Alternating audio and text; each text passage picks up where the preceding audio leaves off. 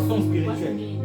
La croissance spirituelle, c'est Dieu qui vous dit que marcher avec moi, il faut faire ça, ça, ça, ça, ça. Et vous avez, je dirais, l'orgueil de vouloir faire ce que Dieu veut, d'aller au-dessus. Alors, vous étiez en bas, vous décidez de vous appliquer. Maintenant, je vais arrêter de faire ça. Maintenant, je vais aimer mon prochain. Maintenant, je vais pardonner. Maintenant, je vais supporter en silence. Je ne vais plus critiquer, juger. Dès que vous avez atteint ce niveau-là, Dieu dit maintenant, ok, il rajoute de nouvelles objectifs au-dessus. Par exemple, un exemple, maintenant quand tu vois ton boss, salue-le avec révérence. N'est-ce pas? Ça veut dire que Dieu nous donne des instructions spirituelles dans nos cœurs. Et lorsque Dieu les a données, il passe au-dessus. Maintenant, je veux que tu salues ton boss de cette façon. Maintenant, je veux que tu sois toujours à l'heure. Maintenant, je veux que tu sois ceci, cela. Nous, on avait atteint le niveau dessus. Et Dieu nous avait félicité. Et il met le niveau au-dessus. Pourquoi? Parce que le niveau d'en dessous, on l'atteint avec perfection, avec zèle. Et on l'atteint rapidement parce qu'on veut lui être agréable. Tout de suite, il met le niveau au-dessus. Et maintenant, on va commencer à prier. Seigneur, je n'arrive pas à ta fin. Seigneur, aide-moi à faire ceci. Seigneur, je veux marcher avec toi ici. Seigneur, je veux maintenant faire ça. Je veux avoir la révérence devant tous les frères de la foi. Je veux considérer chaque homme de Dieu comme étant supérieur à moi. Seigneur, quand je les vois, je me trouve au-dessus. Je ne me trouve pas ni à leur niveau et je ne les mets pas au-dessus de moi. Donc tu pries. Et un jour, et tu disposes ton cœur, tu commences à les regarder comme étant au-dessus de toi. Ou tu commences à te regarder comme étant en dessous de eux. Et tu atteins l'objectif. Dès que tu l'atteins, Dieu fixe maintenant encore au-dessus quelque chose d'autre. Et pourquoi Dieu le fixe? Parce que tu es dans un cheminement de croissance spirituelle. Tu as compris, tu n'arrives pas à le vivre encore, tu pries pour pouvoir vivre la chose. Et après, au bout de quoi? 3-4 mois, ça te devient facile. Dans les 2-3 semaines, Dieu va ajouter un élément. Tu montes. Et si tu arrives encore, Dieu ajoute encore. C'est ça la croissance spirituelle. Et au fur et à mesure, comme dit la Bible, approchez-vous de Dieu et il s'approchera de vous.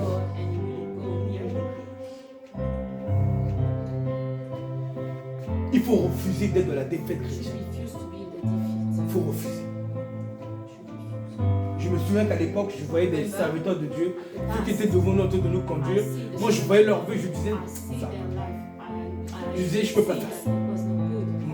Je me sens indigne, je me sens sale si je fais comme eux. Mais j'arrive de la foi. Eux, ce sont les serviteurs de Dieu. Par exemple, je prends un exemple. Les serviteurs de Dieu que je voyais, quand le culte commençait à 10h30, lui restait dans son bureau jusqu'à 10h, jusqu'à 11h. Quand l'église a été chantée, lui rentre à 11h15, juste 3-4 minutes avant de prêcher. Il va arriver, il va chanter 2 minutes, et après, c'est là le modérateur a fini, il prend le micro. Vous avez vu? Moi, j'ai vu ça. Moi, dans mon cœur, je me suis dit, c'est Dieu qui m'a dit, que lui se sent au-dessus des autres. Il pense que chanter Dieu là, c'est que pour des bébés spirituels. Mais c'est pour tout le monde. Ne fais jamais ça. Ne te permets pas, le culte commence à 10h30. Toi, tu rentres dans le culte à 11h15. Et tu laisses l'église à chanter. Et tu te sens au-dessus de ce mouvement d'adoration de Dieu. Et tu te dis dans ton cœur que ça, c'est pour les jeunes. Moi, je suis là pour prêcher. Bien sûr, sauf si tu avais un rendez-vous dans une autre église, n'est-ce pas? Tu es parti prêcher là-bas. Tu te dépêches d'arriver à l'heure dans l'autre église. C'est normal. Mais quand tu es dans un culte que tu organises, il m'a fait comprendre, viens à l'heure. Quand tout le monde commence à 10h30, toi commence à 10h30, commence à adorer comme tout le monde. Tu garderas l'humilité. Tu ne vas pas être revêtu de l'orgueil des serviteurs de Dieu. Donc moi, quand je vois des serviteurs de faire ça, je disais, je ne peux pas faire ça. Donc, la croissance spirituelle amène celui qui la possède. Même quand vous voyez des serviteurs de Dieu, vos mentors être dans des hérésies ou dans des fautes graves, indignes d'un serviteur de Dieu, vous ne les imitez pas. Vous n'avez qu'un seul imitateur, une seule personne à imiter, c'est votre Christ. La croissance spirituelle amène celui qui la possède à avoir toujours le zèle de chercher à aller de plus en plus loin dans sa communion avec Dieu. Dieu t'a dit que tu parles mal à ton conjoint.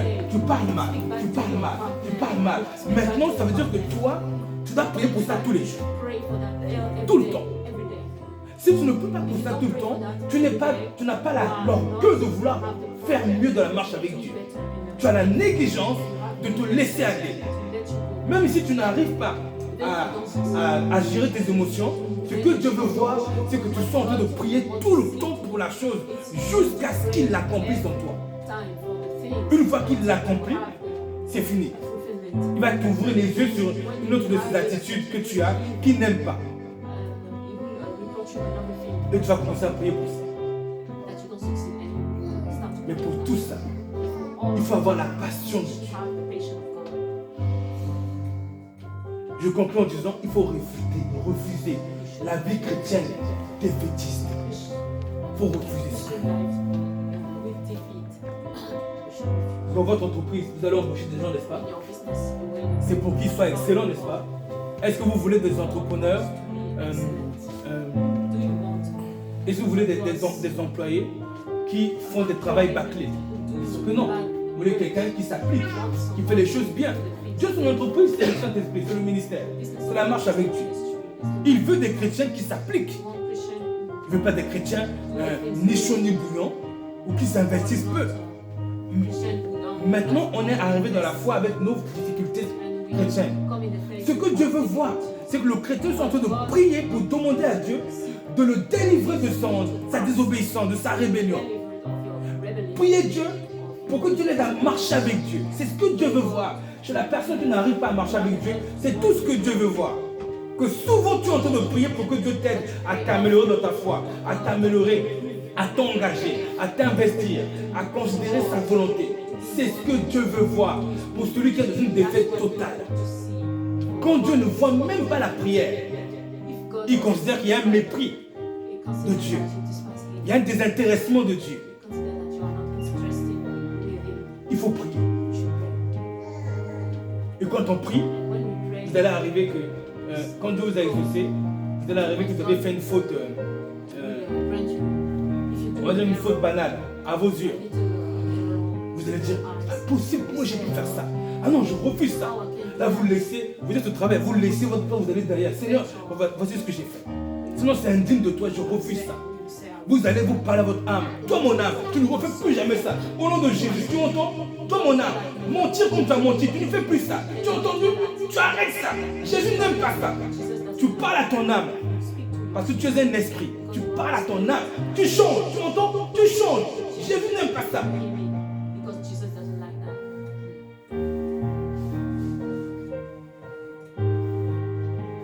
Il faut avoir cette rigueur de refuser la défaite chrétienne. Si tu n'as pas la rigueur de refuser la défaite chrétienne, tu seras toujours dans la défaite tout au long de ta vie chrétienne. Pendant des années, tu vas stagner dans la défaite. Tu montes, tu tombes, tu montes, tu tombes, tu montes, tu tombes. Normalement, ce que Dieu veut, c'est tu montes, tu tombes, mais tu remontes plus haut. Tu tombes un peu plus haut, tu remontes plus haut, plus haut, plus haut. Mais sinon, si tu n'as pas cette rigueur, cette soif, tu vas être, ta courbe sera plate. Tu vas avancer, tu tombes. Tu vas te relever au même niveau. Tu vas encore avancer, tu tombes. Mais tu ne vas pas aller de façon croissante. Il faut avoir cette rigueur. Et il faut la demander dans la prière.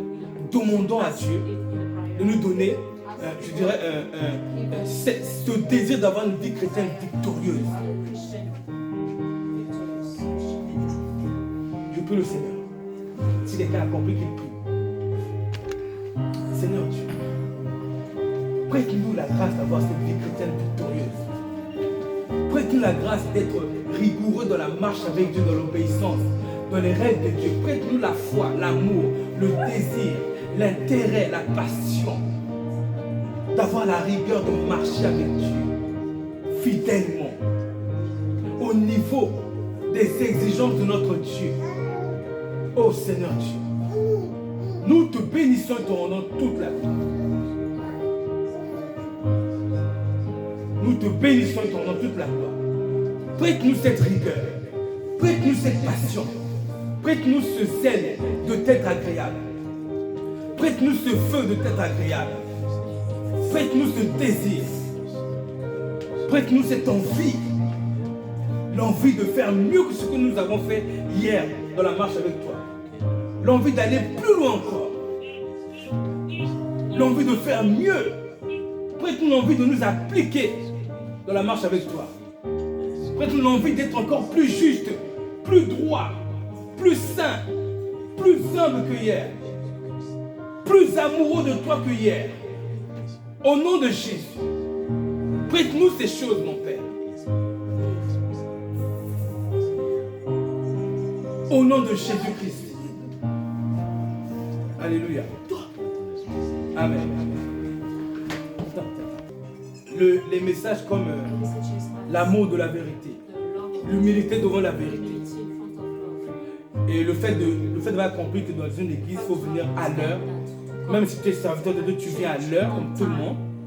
Et tu chantes comme tout le monde. Beaucoup de choses sur la vérité, surtout l'humilité devant la vérité.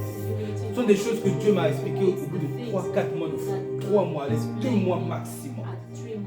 Il m'a expliqué. J'étais déjà dessus. Ensuite, quand Dieu voit qu'au bout de 2 mois, l'humilité devant la vérité, je l'ai assimilée. Et je suis en train de l'exercer. Il va faire quoi? Il va dire, pour toi c'était trop facile. J'ajoute un autre niveau. Encore. Là, il m'ajoute ça. J'ajoute un autre niveau. Je suis toujours dans ma jeunesse chrétienne. Je vous ai dit la scène où une personne de ma famille m'a agressé physiquement. Et Dieu m'avait déjà expliqué.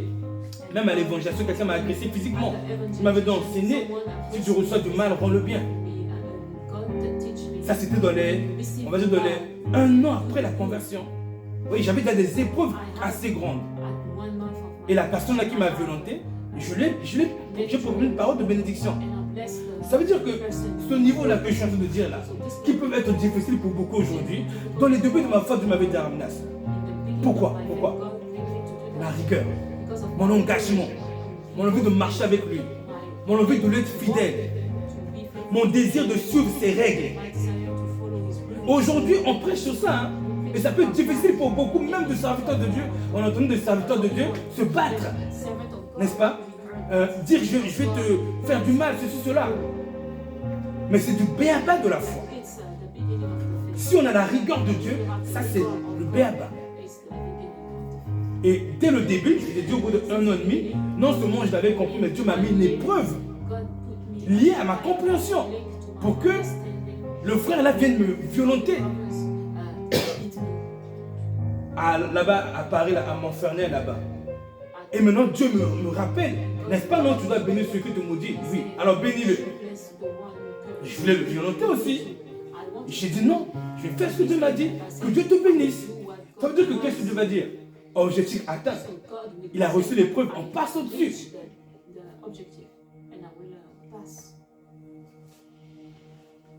C'est la croissance spirituelle.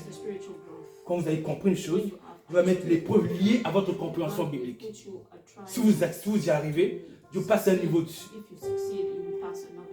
Mais si on n'arrive pas, on chute, l'épreuve n'a pas été acquis, le niveau n'a pas été acquis, du coup on reste au même niveau.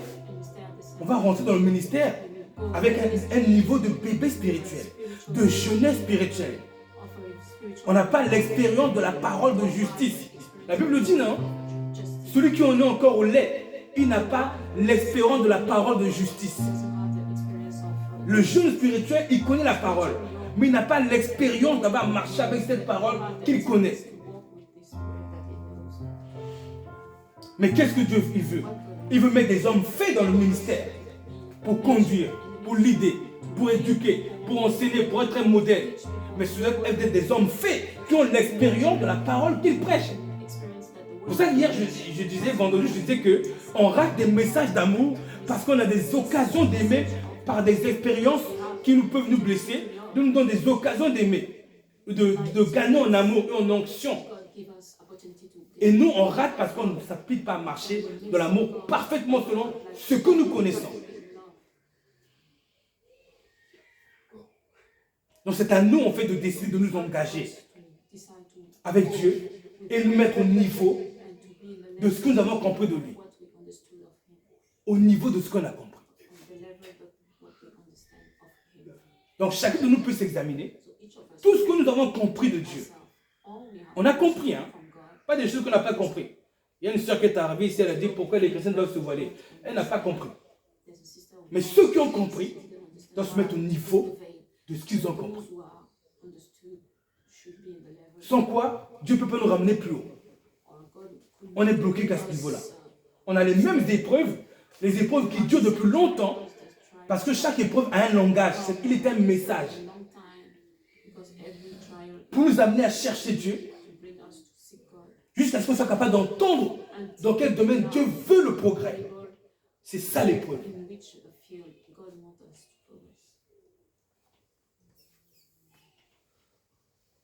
Gloire à Dieu. C'est les gens sont libres de choisir ce qu'ils veulent. Les gens peuvent choisir de porter une chose pour vous. Je prends un exemple sur ça pour que chacun de nous se retrouve dans sa vie, selon son domaine. Quelqu'un peut porter, ton conjoint peut porter une chose pour te faire plaisir. Mais si lui-même ne prend pas de plaisir à te faire plaisir, ça ne sert à rien. Ça ne sert à rien. Amène ton conjoint, demande-lui, est-ce que tu es d'accord est-ce que tu es d'accord de porter ça? Tu te dis oui, il n'y a pas de problème. C'est avec plaisir. Mais si la personne fait, bon, je le fais quand même. Non! Non. Moi, j'ai compris ça. Depuis un moment, du coup, je ne suis plus en train d'attendre de ma femme. Je ne suis plus en train d'exiger qu'elle porte à tout prix ce que j'ai demandé. Je préfère qu'elle choisisse. Je préfère lui demander si tu veux. Si elle veut bien, amen. Donc je dis ça pourquoi? Je l'ai compris. Comme j'ai compris, alors je dois marcher selon ce que j'ai compris. Au départ, non, c'était pas comme ça. Au départ, c'était, elle venait me dire, toi je veux que tu portes ça, moi je venais, je veux que tu portes ça. C'était comme ça. Chacun portait malgré lui ce que l'autre voulait. Mais on a appris, par la grâce de Dieu, à savoir respecter la volonté de l'autre aussi.